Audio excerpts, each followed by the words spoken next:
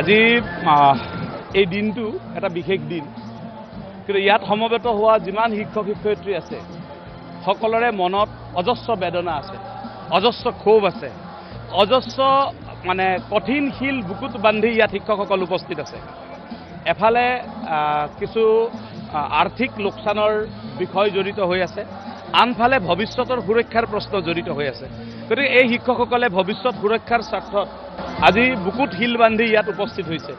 আমি সকলো শিক্ষককে এই নতুন নিযুক্তি পত্ৰ লাভ কৰিব সকলোকে আমি শুভেচ্ছা জনাইছোঁ আৰু আমি ৰাজ্য চৰকাৰক আহ্বান জনাইছোঁ।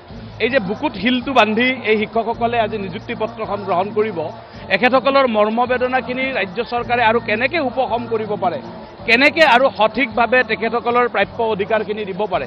আজি তেওঁলোকৰ CLবোৰ জমা হৈ আছে, সেইখিনি কেনেকৈ কনভাৰ্ট হ'ব, তেওঁলোকৰ অন্যান্য এৰিয়াৰ কিছু পাবলগীয়া আছে সেইখিনি কেনেকৈ দিব, নে নতুন নিযুক্তি হোৱাৰ লগে লগে সেইবোৰ এৰি দিব, এৰি দি যদি আৰু অন্যায় কৰে তেনেহ'লে এইটো বেয়া কথা হ'ব।